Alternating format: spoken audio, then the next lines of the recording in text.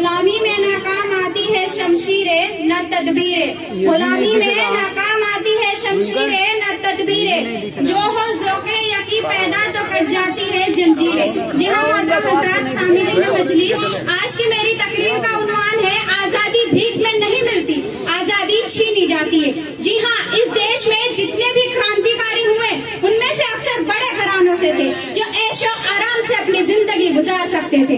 क्रांतिकारी बनना कोई धंधा नहीं था साहब, एक जुनून था देश को आजादी दिलाने का। 15 अगस्त को तो सभी जानते हैं, मगर आजादी के इस सफर में 9 अगस्त भुलाया नहीं जा सकता, जो कि काकोरी कांड के नाम से जाना जाता है, जिन्होंने दुनिया को बतला दिया था कि भले ही गिनती में हम 10 हैं, लेकिन हमारे इरादे गोरों को मुल्क से भगाने में सक्षम है। भारत के इतिहास में काकोरी कांड का नाम सुनहरे अक्षरों में दर्ज है, लेकिन इसके बारे में बहुत ज्यादा हमारी नई नस्ल वाकिफ नहीं।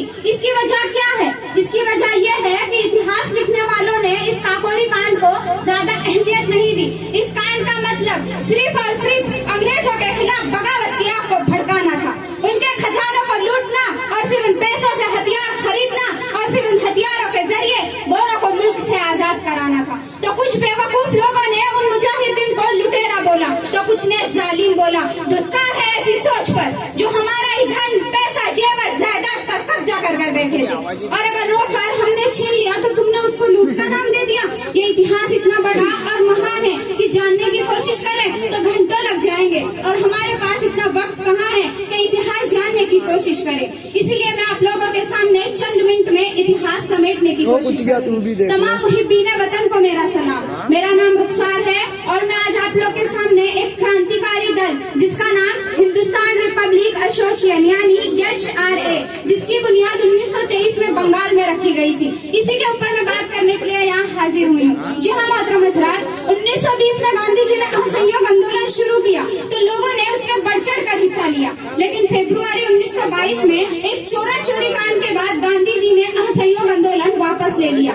दरअसल असहयोग आंदोलन के ही कुछ प्रदर्शनकारी एक पुलिस चौकी के सामने प्रदर्शन कर रहे थे, लेकिन एक पुलिसकर्मी ने उस भीड़ पर गोली चला दी, जिसमें कई प्रदर्शनकारियों की मौत हो गई, जिसके चलते गुस्से लोगों ने उस चौकी में आग लगा दी, जिसमें कई पुलिसकर्मी जलकर राख हो गए। यह देखकर गांधी जी को बहुत सदमा हुआ और उन्होंने ये कहते हुए आंदोलन वापस ले लिया कि हमें हिंसा से नहीं अहिंसा से लड़ाई लड़नी है। गांधी जी के इस फैसले से बहुत से लोग और खासकर भारत के युवाओं में काफी निराशा थी। इसकी भरपाई इस काकोरी कांड ने पूरी की। इसी असहयोग आंदोलन में से ही कुछ युवा निकल कर सामने आए, जिन्होंने अपने नए संगठन का ऐलान किया और उस संगठन का नाम रखा HRA, जिसकी अध्यक्षता राम प्रसाद बिस्मिल और सचिंद्र नाथ सान्याल ने। उनका मकसद एक ही था कि अंग्रेज जो हिंसा हम पर करते हैं, उस हिंसा का जवाब उनको भी हिंसा से दिया जाएगा। राष्ट्र में आंदोलन को आगे बढ़ाने के लिए धन की बहुत ज्यादा जरूरत थी, इसीलिए 7 मार्च 1925 को कहीं से धन न मिलने की वजह से राम प्रसाद बिस्मिल और उनके साथियों ने मिलकर उस लूट को अंजाम दिया, मगर उस लूट के दौरान 2 लोगों की मौत हो गई, जिसकी वजह से राम प्रसाद बिस्मिल को बहुत सदमा हुआ। पहले ये अमीर लोगों को लूटा करते थे, जब उन्हें लगा कि लोगों में गलत मैसेज जा रहा है तो उन्होंने ये प्लान बनाया। किसी भी मकसद को पूरा करने के लिए 8 अगस्त 1925 को शाहजहांपुर में एक मीटिंग बुलाई गई और उस मीटिंग में सरकारी खजानों को लूटने की योजना बनाई गई। अगले दिन 9 अगस्त 1925 को रात 2:42 को शाहजहांपुर रेलवे स्टेशन से योजना के तहत सहारनपुर टू लखनऊ में राम प्रसाद बिस्मिल और उनकी अगुवाई में कुल 10 लोग सामान्य मुसाफिर की तरह सीट पर जाकर बैठ गए, जिसमें से राम प्रसाद बिस्मिल, अशफाक उल्लाह खान, बनवारी लाल, राजेंद्र लहाड़ी और सचिंद्र नाथ सान्याल। इसके अलावा और कई नाम है जो उस ट्रेन में सवार थे।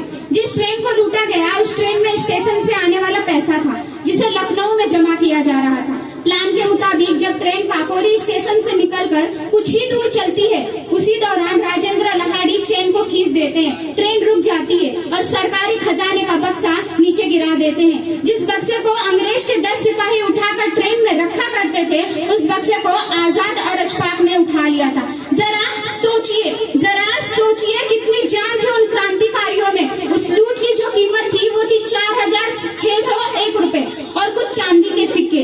ये कांड ब्रिटिश गवर्नमेंट के लिए खुली चुनौती थी और ये कांड की खबर ब्रिटिश तक जा पहुंची थी, क्योंकि अंग्रेजी सरकार के लिए ये बहुत शर्म की बात हो चुकी थी, क्योंकि उन्होंने ये कभी सोचा भी नहीं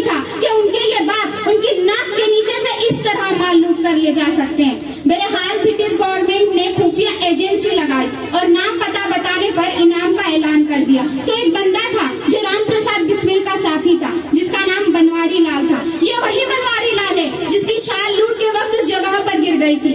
पुलिस उस साल पर लगे धोबी के निशान से धोबी तक पहुंची और धोबी के जरिए सारे क्रांतिकारियों तक पहुंची। 26 सितंबर 1925 के दिन पूरे मुल्क से 40 लोगों को हिरासत में लिया गया, जबकि लूट सिर्फ 10 लोगों ने की थी साहब। इसी तरह एक काकोरी कांड को अंजाम दिया गया। उसके बाद ब्रिटिश सरकार अपना फैसला सुनाती है और 10 महीने कम से कम लखनऊ की अदालत में ये फैसला चलता है। उसके बाद ब्रिटिश सरकार की जो रकम खर्च हुई उसकी तादाद 10 लाख थी। सबके पक्ष में रखने के लिए सरकार ने सरकारी वकील दिया था, लेकिन राम प्रसाद बिस्मिल ने वकील लेने से मना कर दिया और उन्होंने ये कहा कि अपना मुकदमा मैं खुद लड़ूंगा।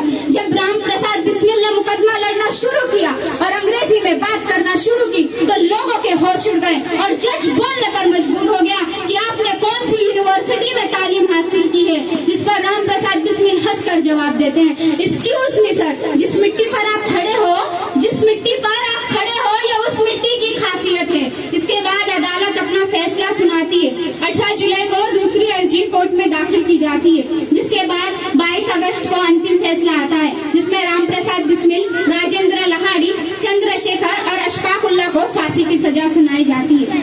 आखिरकार एक क्रांतिकारी हंसते हंसते फांसी का फंदा चूम लेते हैं। इसी तरह इस कहानी का अंत हो जाता है। जिस तरह इस मुल्क